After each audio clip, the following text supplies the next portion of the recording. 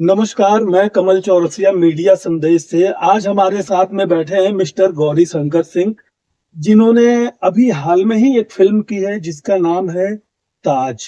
The ताज या ताज? जनताज story. The Taj story. उसके बारे में बताएँ और अपने बारे में थोड़ा-सा डिटेल हमारे मीरा भाईंदर के वासियों को बताएँ।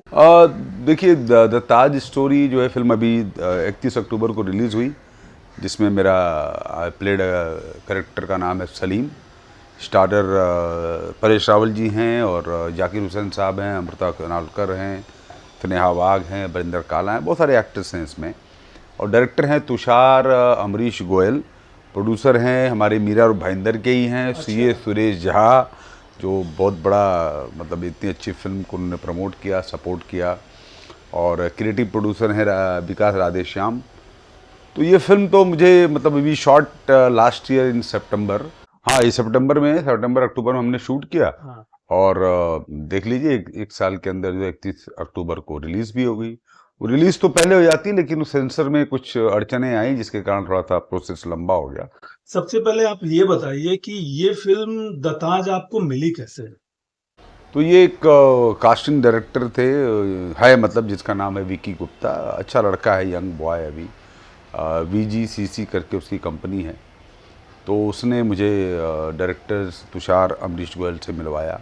फर्स्ट लेकिन मीटिंग। मैं यहाँ पे रोकूंगा आपको। आप जल्दी, मैं जहां तक आपको जानता हूँ, आप कोई फिल्म हो या वेब सीरीज हो या टीवी हो, वो डिपेंड करता है आपके मूड के ऊपर कि मैं यहाँ अपनी ऑडिशन भेजूं या नहीं भेजूं, इसके साथ करना है कि नहीं करना है। तो क्या द ताज आपने सिर्फ परेश रावल का नाम सुन करके अटेंड किया या? नहीं नहीं नहीं, ऐसा था कि ऑडिशन तो मैं भेजता नहीं जल्दी। करेक्ट। ऑडिशन मैंने दिया भी नहीं। मैंने उसको बोला, लड़के को बोला कि सर ऐसा ऐसा है। तो मैंने देख बेटा, एक ही बात है, तू मुझे डायरेक्टर से मिलाएगा, तू डायरेक्टर के साथ मीटिंग करा दे, काम वैसे भी हो जाएगा, तो तेरा जो भी भला होना होगा हो जाएगा। ओके। तो उसने मीटिंग रखी, लड़के ने बहुत ऑनेस्ट था वो, और ले आके मेरी मीटिंग कराई। फर्स्ट टाइम 2024 में मई में कराई उसमें। मई नहीं, सब मार्च मार्च में। और मई में फ्लोर पे जाने वाली थी फिल्म वो, फिर आगे पीछे थोड़ा हुआ। डायरेक्टर से जैसे ही मिला, डायरेक्टर बहुत ही यंग और डायनामिक और सेंसिबल आदमी थे। उनसे बात करते ही जो है हमारा उनका इक्वेशन बन गया, और उन्होंने करेक्टर भी बोला कि सर एक रोल है, करना है आपको। फिर हम फिर वापस एक बार मिले, उन्होंने डिसाइड किया कि भाई ये करेक्टर है गौरी शंकर जी, आप कर लीजिए। बोले छोटा पार्ट है, लेकिन हमारे साथ आप काम करिए। हमने कहा सर आपके साथ काम करना चाह रहा हूँ तो मैं करते हूँ। तो ऐसे जाके वो फिल्म मिली और वो फिल्म की मैंने। और देखिए वो डायरेक्टर साहब आज तुषार अमरीश गोयल जो है going to be a big name in Bollywood जिसने, और जो कुछ भी था फिल्म में जितना है, आप देखें तो लोगों ने अप्रिशिएट भी किया, आर्टिकल्स भी आए। और फिल्म अच्छी चल रही है, चौथे वीक में है अभी। बहुत सारे सिनेमा घरों में इस समय ऑल ओवर इंडिया चल रही है। जो जिन लोगों ने नहीं देखी है प्लीज जाइए और देखिए।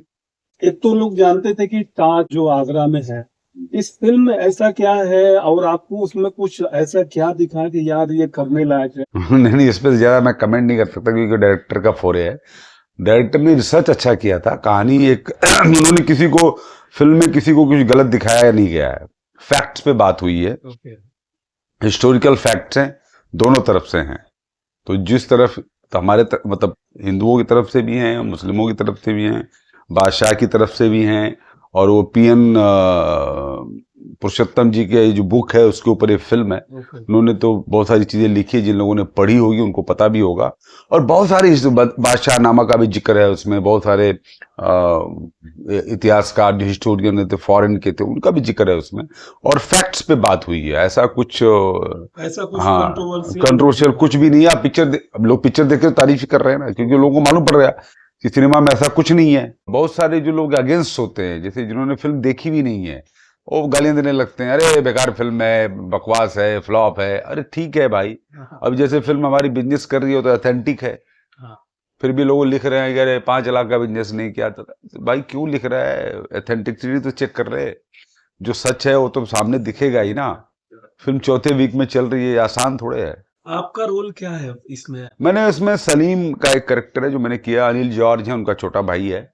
और जो हम लोग परेश रावल के मतलब अगेंस्ट हैं, we are trying to stop him from going to court, and 22 जो कमरे हैं उसके अंदर जाने से उसको रोकने की कोशिश कर रहे हैं हम लोग। This is a part, actually बहुत बड़ा पार्ट सबका नहीं है। आपने एक बहुत अच्छी फिल्म की थी शूद्रा। हाँ, शुद्रा शूद्रा तो काफी हाईलाइट और शुद्रा का तो ऐसा रहता है कि रह रह के वो वायरल होती रहती है, तो हर 2 साल 3 साल पे। वो फिल्म तो मतलब उस फिल्म के बारे में क्या बोले, कल्ट फिल्म थी। उसके डायरेक्टर से संजीव जायसवाल जी, इन्होंने हमें पहली बार ये बताया कि भाई तुम लीड रोल भी कर सकते हो। उन्होंने हमें कास्ट किया। अब मैं हमेशा शुक्रगुजार हूँ उनका, जिंदगी भर रहूंगा, कि उन्होंने हमें एक अच्छा मौका, प्लेटफॉर्म दिया था, रिस्क लिया था हमारे ऊपर। और आज इसमें जितने भी लड़के ने काम किया था वो सब आज की डेट में अच्छे लेवल पे चले गए। अशोक पाठक भी उसी में आया था, आज बड़ा एक्टर बन गया है। पंचायत वाला विनोद जो है, श्रीधर दुबे, वो भी अच्छा काम कर रहे हैं। महेश बलराज ने बहुत अच्छा काम किया। एक चौथा भाई बचा था जो अभी, मतलब मेरा भी काम तो ठीक ही चल रहा है, बट वो लाइमलाइट का खेल है, तो दैट विल कम। आपके आने वाले अपकमिंग प्रोजेक्ट के बारे में बताएं। अभी मेरी देखिए इस समय जो फिल्म अभी रिसेंटली आने वाली है उसका नाम है लैंड जिहाद, जो वापस लोग कहेंगे कंट्रोवर्सी पे है, प्रोपेगेंडा पे। अभी मैं तो एक्टर हूँ, अब जो मैं मिलता मैं तो काम करता हूँ। एक अलग टाइप की फिल्म है और अलग ही मैंने कुछ इसमें अड़भंगी काम किया अरे है। तो एक और फिल्म आपकी आने वाली है, शायद अभी आए नहीं है। हारून रशीद ने डायरेक्ट किया हाँ हुआ हाँ है। हाँ, छोटी टोपी। छोटी छोटी टोपी या छोटी टोपी? नहीं, छोटी टोपी। ओके, वो छोटी चोटी और टोपी, टोपी मतलब अभी हिंदू। आई नहीं वो फिल्म। अभी नहीं आई है वो फिल्म, भी ओके। बहुत अच्छी है। उसमें मैंने एक तरह से देखा जाए तो एक निगेटिव विलन किया है, बड़ा इंटरेस्टिंग है वो भी। और आजम खान से प्रेरित था बेसिकली वो। और वो पॉजिटिव फिल्म है, वो कंट्रोवर्शियल नहीं है, लोगों को बड़ी पसंद आएगी। तो वो हारून राशिद के साथ मैंने एक और फिल्म की है, उसका नाम है स्पेशल 18। एडवर्ड सिंड्रोम करके बीमारी होती, नाइट्रो सिंड्रोम बोलते हैं उसको। उनको वर्ल्ड में जो है कुछ बहुत कम लोगों को बीमारी होती है, करोड़ों में एक आध दो आदमी को हो जाती है। फिर मेरी एक शॉर्ट फिल्म है जिसका नाम है सरस्वती, अभी फेस्टिवल में घूम रही है। दूसरा साइको जो आई थी मेरी, साइको के डायरेक्टर ने अभी एक शॉर्ट फिल्म और एक पायलट सीरीज बनाई है, वो भी इंटरेस्टिंग है। डॉक्यूमेंट्री फिल्म थी, शायद आपने कोल्हापुर में जाकर के शूट किया था। हाँ, वो वही साइको समझो तो। साइको। नागपुर नागपुर नागपुर नागपुर, जो ऑस्कर तक गई थी, अच्छा। ऑस्कर नॉमिनेशन तक गई थी। और कुछ 9 अवार्ड्स मिले, उसमें से 4 बेस्ट एक्टर मुझे मिले हैं। ओके। हाँ, और अभी वो यूट्यूब पे है, लोगों को देखना हो तो प्लीज गो एंड वॉच, क्योंकि बहुत इंटरेस्टिंग है। 10-12 मिनट की है वो, लेकिन सिंगल एक्ट ज्यादा है उसमें। आप मीरा भाईंदर में ही रहते हैं, जी जी जी जी। तो आप हमारे मीरा भाईंदर वासियों को कुछ मैसेज देना चाहेंगे? अभी मेरा भाईंदर वासियों को क्या मैसेज दूंगा, बट यहाँ रहता हूँ, मुझे अच्छा लगता है। कुछ 22 सालों से मैं यहाँ पे हूँ फैमिली के साथ, और यहाँ से छोड़ के जाने का मन नहीं करता, क्योंकि यहाँ माहौल मुझे मुझे ठीक लगता है, मेरी फैमिली को अच्छा लगता है, मेरी वाइफ को अच्छा लगता है। I like it. और ग्रोथ भी अच्छी हो रही है, बहुत अच्छा एटमोसफियर हो गया है, पूरा माहौल अब बॉम्बे जैसा हो गया, तो टेंशन नहीं है। तो मेरा भाईंदर अच्छी जगह है, आइए रहिए यहाँ पे, सुकून की लाइफ जीजिए, भीड़ भाड़ से बचिए, अंधेरी और बांद्रा से, और बजट के अंदर रहिए। मेन चीज तो वो है। बहुत सारे एक्टर ऐसे हैं, या सिंगर कह लें, एक्टर कह लें, अपने फील्ड से रिलेटेड, वो जो सक्सेस पा जाते हैं ना, तो वो अपने जिंदगी का रोना रोना शुरू कर देते हैं। तो क्या सिर्फ उन्हीं के लाइफ में ऐसा है कि जो नीचे अभी अपने दौर से गुजर रहे हैं, उनके भी लाइफ में ऐसा है, या झूठ मूठ का रोना है ऐसा? भाई इस बात पे तो शायद तो बहुत लोग नाराज भी हो जाएं। मैं तो कहता हूँ कि किसी को लेटर तो भेजा नहीं था इंडस्ट्री ने कि आप आए यहाँ पे, न मुझको भेजा था। हाँ, करेक्ट। विरोधाभास तो हमेशा रहा है। आप एक्टर बनोगे तो आपकी फैमिली भी नाराज होगी, आपके माँ बाप भी नाराज होंगे, भाई बहन रिश्तेदार सब बोलते हैं साला गया है बम्बई में, चला मुरारी हीरो बनने, ये तो कहावतें थी पहले। हाँ हाँ हाँ। मैं वो डिसीजन लेता हूँ लाइफ में तो ये आपको सोच के चलना पड़ेगा कि आपके साथ विरोधाभास होगा, विरोध होगा, लोग पसंद नहीं करें, कोई साथ नहीं देगा, कभी कोई साथ नहीं देता, ये तो क्लियर है। बीवी बच्चे साथ दे दें, आप बहुत लकी हो। मैं इस मामले में लकी हूँ कि मैं हमेशा सपोर्ट किया उन लोगों ने। लेकिन ये जो गाना है ना, लोग इंटरव्यूज में, पॉडकास्ट में, आजकल पॉडकास्टर भी पूछते रहते हैं कि अरे आप तो वॉचमैन थे, आप तो बड़ा पाव खा के, अरे तो खा के स्ट्रगल किया तो मेहरबानी की क्या किसी के ऊपर? भाई मैंने स्ट्रगल किया तो उसका माइलेज भी तो मैं ले रहा हूँ। हाँ, करेक्ट। और दुनिया में कौन ऐसा है जिसको सक्सेस बिना स्ट्रगल के मिली है? चाहे वो टाटा हो, चाहे कोई भी हो, दुनिया कोई भी, स्टीव जॉब की बात करो, किसी की भी बात करो, तो सबने स्ट्रगल की। भाई ये तुम पॉडकास्ट पे रोने लगते हो। अभी एक एक्टर था कोई, वो लगा रोने, मेरे साथ ऐसा, मैं घर नहीं खरीद पाया, ये नहीं कर पाया, वो नहीं कर पाया, और कुछ ही दिन बाद उसको सक्सेस मिल गई तो वो हवा, मतलब अब वो भी बिकम ए स्टार, तो अब वो भूल गया पीछे का। ओके। तो आप पब्लिक को मतलब गंदे लिनेन को पब्लिक में क्यों धो रहे हो भाई, क्यों झाड़ रहे हो? आपके साथ जो हुआ आप अपने अंदर रखो, आप सक्सेस हो आप वैसे रहो। हाँ, आप सिंपैथी लेने की कोशिश कर रहे हो, ऐसे सिंपैथी मिलती है क्या? इतना बड़ा सोनू सूद ने में इतना बड़ा लोगों के लिए काम किया, भगवान बन गए बेचारे, उन्होंने सबके लिए बहुत कुछ किया, पिक्चर उनकी भी नहीं ठीक से चल पा रही है। मतलब भक्त हैं, मतलब इतनी अच्छी फिल्म बनाई थी फतेह, 20 लाख रुपए भी, 20-25 लाख रुपए का बिजनेस हुआ। जबकि जिस तरह से उनको लोग फॉलो करते हैं, जितना उन लोगों को उन्होंने हेल्प की है, तो कम से कम 200-400 करोड़ तो ऐसे हो जाना चाहिए था। तो आप ये कहानियां सुना के सिंपैथी नहीं है, पब्लिक को कोई लेना देना नहीं सिंपैथी से। आप जब काम कर रहे हो अच्छा लगेगा देखेगी और आपको चढ़ाएगी, बुरा लगेगा उतार देगी। तो उसको कभी गलतफहमी पालो ही मत कि आपने जो है इतना स्ट्रगल किया तो आप मेरे पीछे जाके देखो। अब अच्छी फिल्म दिखाओ, देखेंगे लोग। करेक्ट। अच्छी एक्टिंग करो, देखेंगे लोग। कैरेक्टर को जियो, देखेंगे लोग। इंडियन फिल्म इंडस्ट्री और जो हॉलीवुड फिल्म इंडस्ट्री है, इसमें से कौन से एक्टर और डायरेक्टर्स और फिल्में आपको काफी इम्प्रेसिव लगती हैं कि यार इसमें दम है? फिल्में तो डेली बन रही। सिनेमा कंटेंट और अच्छाई, हिट फ्लॉप, देखिए कैसे होता है। देखिए आप अभी एक फिल्म चल रही है जिसका नाम है लालो। लालो सदा कृष्णा यते, कुछ ऐसे नाम है, पूरी तरह से मुझे याद नहीं आ रहा। गुजराती फिल्म है। जैसा कि लोग कह रहे हैं कि ये मतलब फिल्म 50 लाख की बनी, कोई कह रहा है 1 करोड़ की, मैं 1 करोड़ ही मान लेता हूँ। फिल्म की हिस्ट्री ये है कि फिल्म 10 अक्टूबर को रिलीज़ हुई। ये बहुत लोगों को पता नहीं होगा, सिनेमा के लोगों को स्टडी करना चाहिए। जब मुझे मालूम पड़ा तो मैंने उसकी पूरी R&D की, तो मालूम पड़ा कि 10 अक्टूबर को रिलीज़ हुई। 10 से 17 अक्टूबर के बीच में इस फिल्म ने केवल 20 लाख का बिजनेस किया एक हफ्ते में, और फिर दूसरे हफ्ते में उसने कुछ 23 लाख का बिजनेस किया, 29 लाख का। फिर तीसरे हफ्ते में कुछ 40 लाख का बिजनेस किया। अब भाई साहब ये मतलब चौथे हफ्ते में क्या किया होगा? डाउन ही जाएगा अगर देखा जाए तो, जिस हिसाब से रेशियो है। 10 करोड़ का बिजनेस। पांचवें हफ्ते में 23 करोड़ का बिजनेस। छठे हफ्ते में अभी चली रही है, फिर सातवां चल रहा है। कल का बिजनेस 2.5 करोड़ का उसका, 43 डेज हुआ है। टोटल फिल्म ने 74 करोड़ क्रॉस कर गई है इंडिया में। अब जब फिल्म का अपना भविष्य होता है, और किसी का भविष्य कोई तय नहीं कर सकता, कोई सिनेमा कोई प्रोडक्शन हाउस नहीं तय कर सकता। लालो देखनी चाहिए, मैं भी देखना चाह रहा हूँ, मैं जा नहीं पाया। 74 करोड़ अभी चली रही है भाई। तो cinema can do anything magic, but आपको काम करना पड़ेगा सिनेमा पे। वो उसके डायरेक्टर हैं अंकित साकिया, कोई यंग लड़का है। छोटी सी स्टोरी है, बस एक कृष्ण भगवान कैसे उसको बचाते हैं, यही कहानी है। लेकिन देखो आप फिल्म कहाँ जा रही है, और चल रही है लगातार। आपको भी मौका मिले आप देखिए। ताज स्टोरी पहले देखिए, उसके बाद ये देखिए, है ना।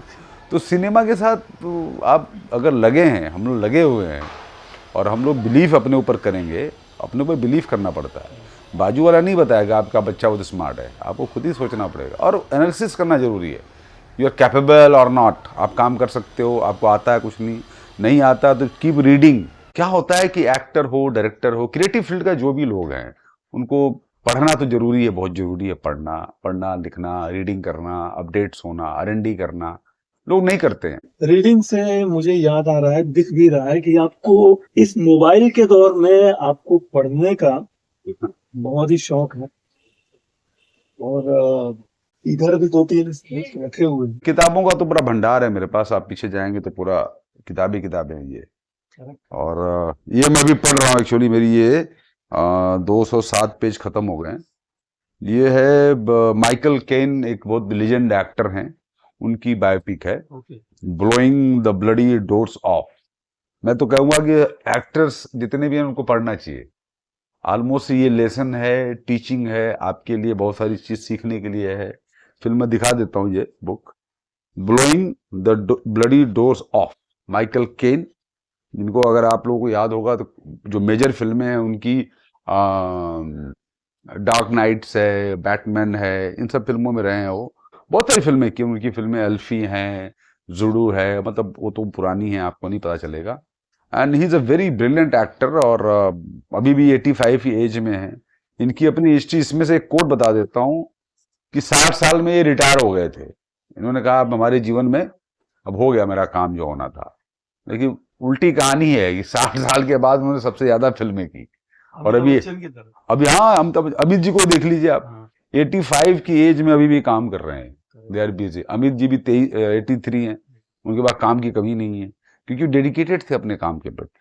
लोग डेडिकेटेड नहीं है उनकी, अमित जी के एज के लोग तो कब के रिटायर हो गए। मैं खुद एक वाकया से गुजरा हूँ कि केबीसी का मैं ऐड कर रहा था जी जी जी जी जी। तो करीब मुझे लगता है कि यशराज में हमारी 1-2 दिन लाइटिंग चली थी, 3 घंटे का शूट था, अलग अलग फ्लोर पे अलग अलग कैमरा लगा करके ऑलरेडी रखा हुआ था। अमित जी आप समझिए कि 9 बजे की शिफ्ट में 8:55 पे आ जाते, 1 घंटे बाद डायरेक्टर को बोले 1 घंटा बाद ऑन फ्लोर। हाँ सर अगर आज भी कुछ सीखना है, नहीं मैं तो अमित जी के साथ यही सीखता हूँ, डेडिकेशन है उनका और उनका टाइमिंग मेरा भी अभी तक तो जो रिकॉर्ड है किसी को आप पूछोगे, और मैं कोशिश करता हूँ कि टाइम पे ही पहुंचूं, बिफोर टाइम पहुंच जाऊं। और टाइम की जो वैल्यू नहीं करता फिर टाइम उसकी वैल्यू नहीं करता, क्योंकि एग्जाम्पल भी लोग हैं हमारी इंडस्ट्री में, बड़े बड़े स्टार जो टाइम की वैल्यू नहीं किए, घर बैठे हुए मक्खियां मार रहे हैं। तो नाम बोलने की जरूरत नहीं है, जिन्होंने इज्जत की। अमित जी 83 में किसी को काम मिलता है क्या? 83 में सुपरस्टार हैं वो, उनके सब पीछे हैं, लोग मिलना चाहते, उनके साथ काम करना चाहते। तो है सिनेमा का ऐसा। तो अमित जी के अलावा आप किसे लाइक करते हैं इंडियन एक्टर्स को? देखिए एक्टरों से मैं ज्यादा इंस्पायर नहीं हूं। हाँ। मैं इसके लिए माफी चाहता हूं, इंस्पायर नहीं, बिकॉज मैं देखता हूं फिल्में डायरेक्टर्स की। तो अच्छा एक्टर वही होता है, मतलब मैं मानता हूं कि जो स्क्रिप्ट की जो कैरेक्टर को जी ले, तो डायरेक्टर उस पर काम करता है और डायरेक्टर के हिसाब से काम जो करता है वो अच्छा एक्टर है। क्योंकि अमित जी को भी डायरेक्टर लगता है। हाँ लगता ही है, उनकी बहुत सारी हिस्ट्री आप पढ़ लो, आग देख लो आप राम गोपाल वर्मा की, उन्होंने आग देख लो, मैं तो अमजद खान वाला रोल मैं करूं। हाँ, और फिर कितना, उसके अलावा उनकी फिल्म थी कई गलतियां, मतलब ये तो नहीं कह सकता मैं अमित जी को, कुछ फिल्में ऐसी थी, जादूगर, तूफान, और एक बुम करके फिल्म थी जो क्रिटिसाइज हुई बहुत। तो अमित जी हैं, चलो तो स्क्रिप्ट की सेंस जो एक्टर कुछ नहीं कर सकता, फिल्म तो डायरेक्टर बनाता है ना, इसलिए मैं डायरेक्टरों से ज्यादा इंस्पायर होता हूँ और फिल्में देखता हूँ। उसमें जो एक्टर हैं अब जो परफॉर्म कर रहे हैं तो अच्छे एक्टर तो हैं। ओमपुरी साहब को बहुत एडमायर करता था कि नेचुरल एक्टर है, ओमपुरी साहब मेरे बहुत नेचुरल है। संजीव कुमार साहब थे, बलराज साहनी जी थे एक पुराने एक्टर, सोहराब मोदी थे एक जमाने में बहुत बिगिनिंग के एक्टर थे, और कन्हैया लाल हैं, और अभी करंट एरा में भी बहुत सारे एक्टर हैं, विक्रांत मैसी अच्छा काम कर रहे हैं, बहुत सारे एक्टर हैं जो अच्छा काम कर, और अच्छे लड़के आ रहे हैं। और ऐसे मुझे इंटरनेशनल फिल्मों में मुझे रॉबर्ट डिनेरो, पीटर टूल्स की फिल्में अच्छी लगती थी। नील जॉर्डन करके डायरेक्टर हैं, जिम जैमरुशकल के डायरेक्टर्स की फिल्में मैं देखता था। मार्टिन स्कोर्सेज़ की फिल्में हैं, अकीरा कुरोसावा के ऊपर तो मैंने पूरे 30 वीडियो बनाए थे, उनकी कई film. Akira Kurosawa Japanese director, और उनका एक बड़ा अच्छा इंटरेस्टिंग था कि उनको एक जोड़ी थी दोनों की, अकीरा कुरोसावा और मिथुन त्रिशोरो ऐसे कुछ नाम था, एक एक्टर थे, तो उनकी जोड़ी थी। 16 फिल्में साथ में किया उन लोगों ने कंटिन्यू, 16। लेकिन वो एक्टर को चर्बी आ गई बाद में। एक्टर को ही चर्बी आती है mostly, sorry to say that. एक्टरों को लगता था मेरे कारण पीछे चल रही है, तो वो उन्होंने कह दिया कि भाई तू अब देख ले अकीरा कुरोसावा को। अकीरा कुरोसावा इतना बड़ा डायरेक्टर, उनके बुरे दिन शुरू हुए थे, वो भाग गया, अमेरिका चले गए। वो अमेरिका में जितनी काउबॉय फिल्में होती है ना, वो मिथुन की ही है। उन्हीं के हार्डवेयर लगा के लोग, हमारे यहाँ फिरोज खान साहब ने भी उनको कॉपी मारी थी, क्लिंट ईस्टवुड ने मारी थी। भाई साहब वो गए 85 में, मुझे पढ़ा, उनकी किताब पढ़ी है ना मैंने, तो वो किताब में अकीरा कुरोसावा और त्रिशोरो मिथुन की एक पहली बायोग्राफी है जो 2 एक्टर डायरेक्टर के साथ में बायोग्राफी है। और वो बाद में गए ये अकीरा के पास, तो बोले कि एक फिल्म तो हम लोग कर ही लेते हैं। बोले आप नहीं करेंगे, तुम्हारे जिंदगी में नहीं किए, मर गए नहीं किए। अच्छा, हाँ नहीं किया। आप हमारे मीडिया संदेश के जो दर्शक हैं उनसे कुछ कहना चाहेंगे? देखिए, एक तो मेरा भाईंदर का चैनल है, बता रहे हैं, और मीडिया संदेश का फर्स्ट टाइम मेरा इंटरेक्शन है। और पहला एपिसोड हम लोग मिस्टर गौरी शंकर सिंह के साथ शुरुआत और शुभारंभ किए हैं। तो wish you very very good luck, and मुझे लग रहा है कि मीडिया संदेश आप लोग देखें। फ्यूचर में बहुत सारे इंटरव्यूज, बहुत सारे संदेश, समझ लीजिए कि मैसेज है, मैसेंजर बन के आपको अवगत कराएंगे, न्यूज़ देंगे, अपडेट्स देंगे मीरा भाईंदर के लिए, और समाज के बहुत सारे तबकों के बारे में बात करेंगे। मैं Gauri Shankar, please go and watch the Taj story also, then Lalo भी देखो आप लोग, और आप इसके बारे में जानकारी प्राप्त करें और स्प्रेड करें, अच्छे सिनेमा को सपोर्ट करें और गौरी शंकर को आशीर्वाद दें। धन्यवाद आप लोग। दोस्तों, उम्मीद करता हूँ आज का एपिसोड आप लोगों को बहुत अच्छा लगा होगा। मैं बहुत बहुत धन्यवाद देना चाहूंगा गौरी जी, और मीडिया संदेश की तरफ से मैं कमल चौरसिया। नमस्ते, नमस्कार।